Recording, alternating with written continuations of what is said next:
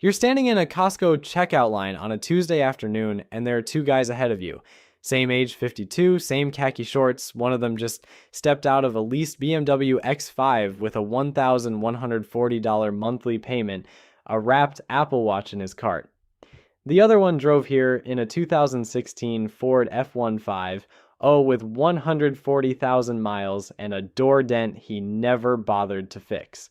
One of these men has $1.2 million in index funds. Quick, which one? If you pick the BMW guy, you just made the same mistake as everyone else in that line, because the F-150 guy is the millionaire and the BMW guy has $9,000 to his name and a payment due Friday. So when people ask how the world treats you differently once you hit $1 million invested, the uncomfortable answer is it mostly doesn't. Because this isn't really a video about how people treat millionaires. It's about why they can't, and about the one person who starts treating you completely differently the moment you cross that line. My name is Nick, and I spend way too much time thinking about money and the strange psychology wrapped around it.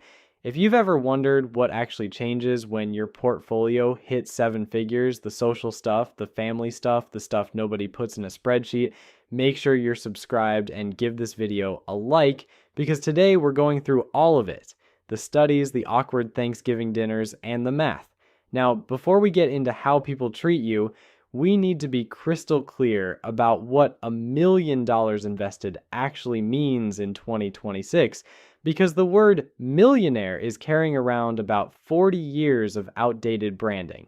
Let's start with how rare it is. Fidelity, in its most recent retirement analysis, counts about 595,000 401k millionaires on its platform, out of more than 25 million accounts. That's roughly 2%. Zoom out to the whole country, and 1 million in actual investable assets, not counting your house, puts you in roughly the top 3% of American adults. So statistically, yes, you are rare. You are the financial equivalent of being 6 feet 4 inches.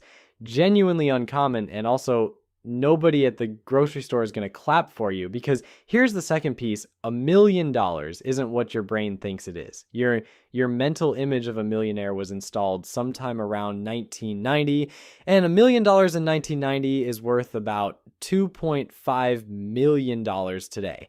Flip that around, and it means today's millionaire has the purchasing power of someone with about $390,000 back then, which was a very comfortable dentist, not a yacht guy, a dentist. And Americans seem to instinctively know this. Charles Schwab runs a survey every year asking people what net worth makes someone wealthy, and the latest answer was $2.3 million. 2.3. $1 million doesn't even clear the bar of what the average person considers rich anymore. It does clear the financially comfortable line, which people put at around $839,000, so congratulations, you've achieved comfort. There's no movie about a guy who achieves comfort, but the wildest stat is what millionaires themselves say. Ameriprise surveyed investors with over $1 million in investable assets and asked them to describe themselves. Only 8% said the word wealthy, 8%.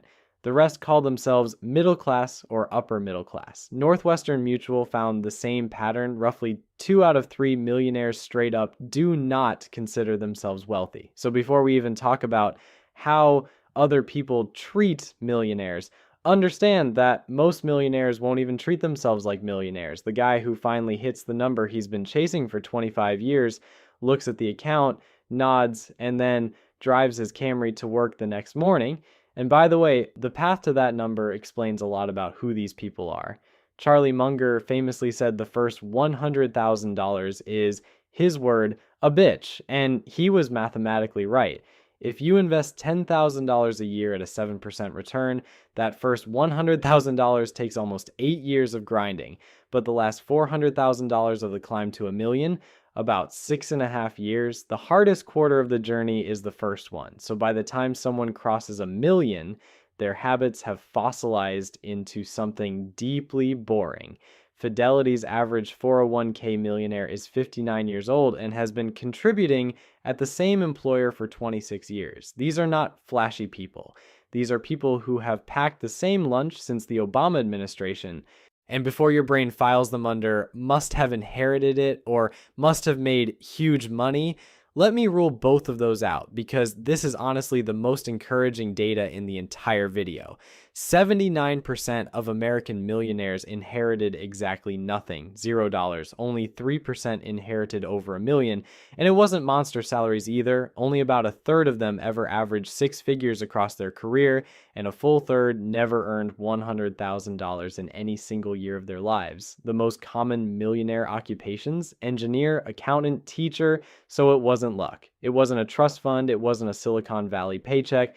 It was time, boring habits, and a refusal to lease the BMW, which means the millionaire in this video isn't some abstract rich guy. Statistically speaking, it's future you if you want it to be. And that Camry detail isn't a joke, by the way.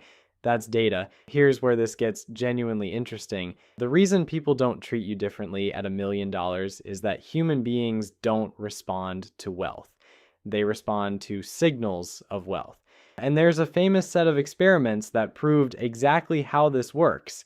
In 2011, two researchers in the Netherlands ran 7 experiments where the only variable was a logo on a shirt. Same person, same shirt, but one version had a little Lacoste or Tommy Hilfiger crocodile situation on the chest and one didn't. The results were almost embarrassing for humanity.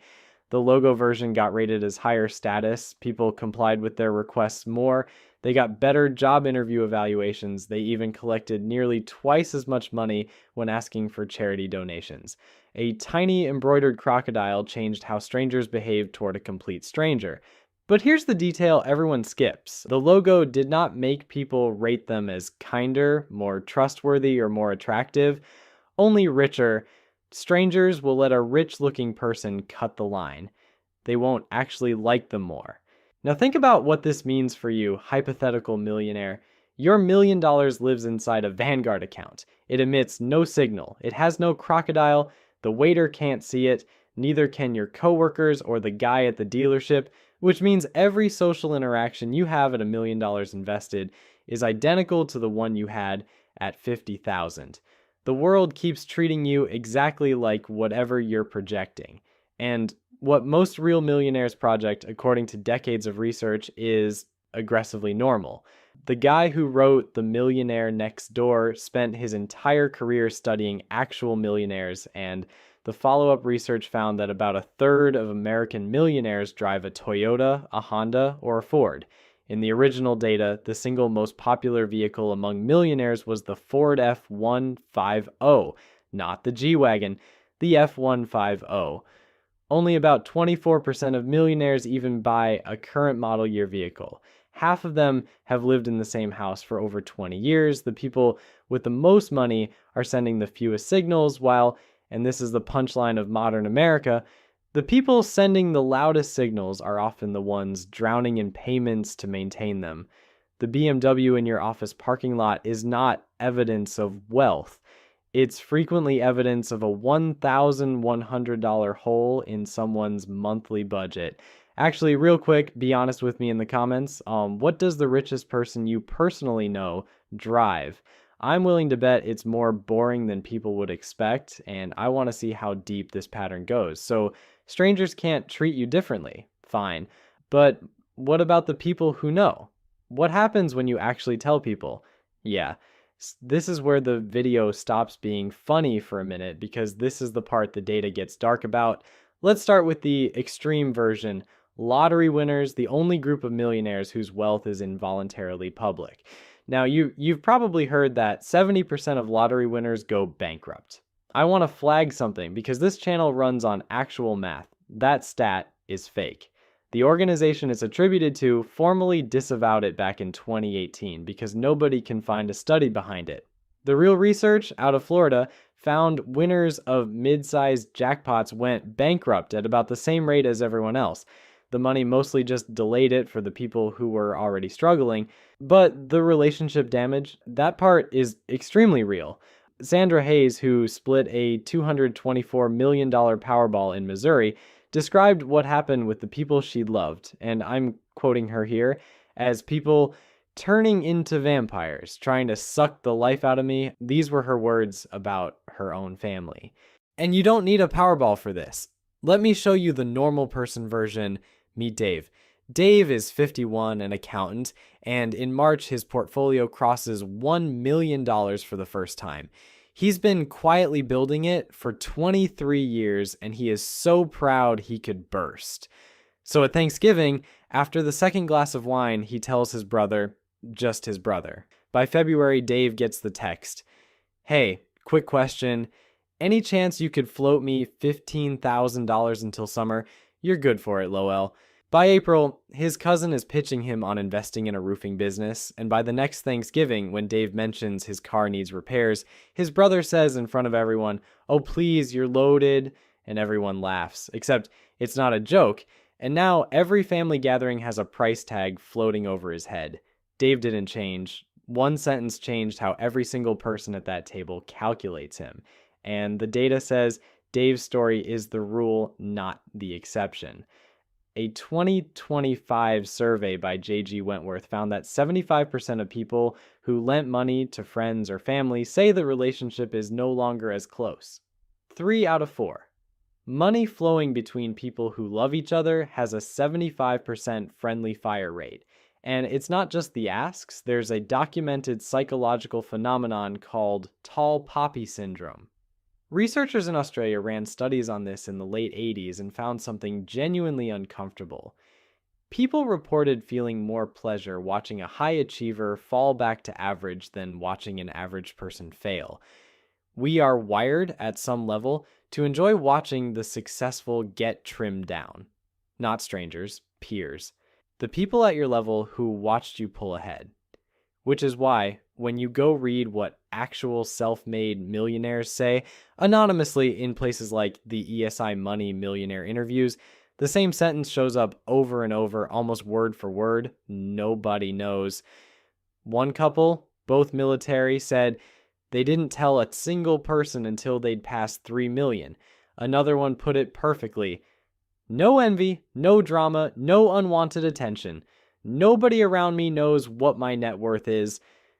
The financial independence community even has a name for this, stealth wealth, and it is essentially the official uniform of everyone who actually has money. So look at the asymmetry here, because it's kind of incredible. Strangers treating you better requires signals you have to fake with logos and leases. People who know you treating you worse just requires the truth. The system is rigged, so the optimal move at $1 million is silence. The biggest financial achievement of your life and the mathematically correct play is to never mention it at the Christmas party. But keep that silence thing in your back pocket, because in a couple of minutes, I'm going to show you the one room where staying quiet actually gets you paid more, and the person paying you will never figure out why. And now you might be thinking, okay, but Nick, what about the people who flaunt it and seem to do great? The watch guys, the Instagram guys, people treat them like royalty. And if that's what you're thinking, I'd just gently point you back at the logo study. Yes, flaunting buys compliance from strangers, better tables, faster service, fake laughs. What it does not buy in any study ever run is being liked, trusted, or wanted around. You're renting deference, and the rent is due and envy from everyone who actually knows you. The quiet millionaire gets neither the perks nor the resentment, and given that one of those two groups attends your funeral, I know which deal I'm taking. Okay, here's the room I promised. The one place where people genuinely do start treating you differently, and it's probably not where you'd guess. It's at work. And the mechanism is sneaky. There's a concept the financial independence crowd loves, borrowed from a 1981 novel, and the polite version is walk-away money. It's the amount of money at which you no longer fear being fired, and $1 million invested is, for most people, comfortably past that line, because here's the math. Using the classic 4% rule, $1 million can generate about $40,000 a year, basically forever. The guy who literally invented the 4% rule updated his own research recently and says the real safe number is more like 4.7%. Call it $47,000 a year. For reference, the median US household earns about $80,000. So your portfolio is now quietly a second household member earning a bit over half a median salary for doing nothing while you sleep. It never asks for feedback, and it doesn't have opinions about the thermostat. And here's what that does to you at work. You stop laughing at jokes that aren't funny. You stop answering Slack messages at 9 p.m. You say, no, that timeline doesn't work in the meeting, flatly, without the apology cushion. You negotiate the raise like someone who can afford to hear no, because, you literally can. And then something weird happens. People read all of that as competence. Your boss doesn't know about the portfolio.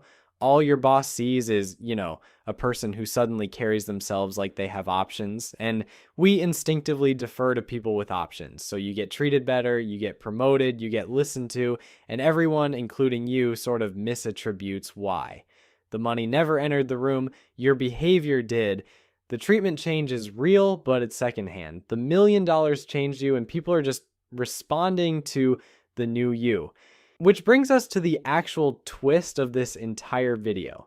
The person who treats you most differently at $1 million is you, and not always in cute ways. There's a psychologist at Berkeley who spent years studying what wealth, or even just the feeling of wealth, does to behavior, and his most famous experiment is the rigged Monopoly game. His team took pairs of strangers and flipped a coin. One player got twice the money, twice the salary for passing go, 2 dice instead of 1. The game was openly, obviously rigged, and within 15 minutes, the rich players changed. They got louder. They smacked their pieces around the board. They ate more pretzels from the shared bowl. And afterward, when asked why they won a coin flip game, they talked about their strategy, their skill at rigged Monopoly. In another study, people who were merely primed to feel wealthier, no actual money involved, took twice as much candy from a jar they were told was meant for children. Now, fair warning, some of these findings have had a bumpy ride in replication attempts, so treat the exact numbers gently. But the direction is hard to ignore. Feeling rich measurably shifts how entitled, confident, and self-credited people become within minutes. So if you cross $1 million and start noticing the world respecting you more, make sure you also notice whether you've started reaching deeper into the pretzel bowl. The line between carries himself with quiet confidence and guy who explains his Monopoly strategy is thinner than any of us wants to admit. There's also a quieter cost, and I want to be honest about it because most videos on this topic aren't. $1 million can be lonely. A Harvard team analyzed 21 billion Facebook friendships. This was published in Nature, and found that at the top of the wealth distribution, friendships become almost perfectly sorted by wealth. As you climb, your network quietly reshuffles toward people like you, and the old relationships can strain, not because anyone did anything wrong, but because you're now carrying a secret through every money conversation. Your friend complains about rent, and you nod along doing improv. That military couple I mentioned earlier said it directly. It was lonely for a decade or more. The wealth didn't isolate them. The secrecy did, and the secrecy was the rational choice. That's the trap. So, is it worth it? I mean, obviously, but let me give you the receipts, because the research here got rewritten recently and almost nobody noticed. For years, everyone quoted the famous study saying happiness flatlines after $75,000 a year. Then a researcher at Penn collected 1.7 million real-time happiness samples and found that's basically wrong. Happiness keeps climbing with money well past $500,000, with no plateau for the vast majority of people. He even sat down with Daniel Kahneman, the original $75,000 guy, and they published a joint paper agreeing the plateau only exists for the unhappiest slice of people. But the detail that matters most for this video is from his newer work. People with a few million in assets reported substantially higher life satisfaction than people with merely high incomes. Read that again. It's not the salary, it's the stack. Because what the stack buys isn't stuff, it's the deletion of about 80% of your background anxiety. It's never doing mental math in the grocery line, It's the check engine light becoming an errand instead of a crisis. Nobody can see any of that from the outside, which is exactly why nobody treats you differently and exactly why it doesn't matter. Oh, and real quick, slightly meta moment. A video like this one, researched, scripted, narrated, is itself one of those quiet income streams I keep talking about. I've built multiple successful faceless YouTube channels doing exactly this, and I opened a completely free community where I show you step by step how to start and scale your own. The exact research to script system behind this video, the templates, and how the monetization actually works. If a second income source that nobody in your life can see sounds on brand after the last 15 minutes, the link is in the description. So let's land this thing. How do people treat you once you hit $1 million invested? Strangers. Exactly the same, because they respond to crocodile logos, not brokerage accounts. Friends and family. The same if you're smart enough to stay quiet, and measurably worse if you're not. Your boss. Noticeably better, but only because you started acting like someone with options. And that's the real renovation. You get the calm, the leverage, the deleted 2 a.m. math sessions, along with a small documented risk of becoming a pretzel hoarding monopoly guy if you're not paying attention.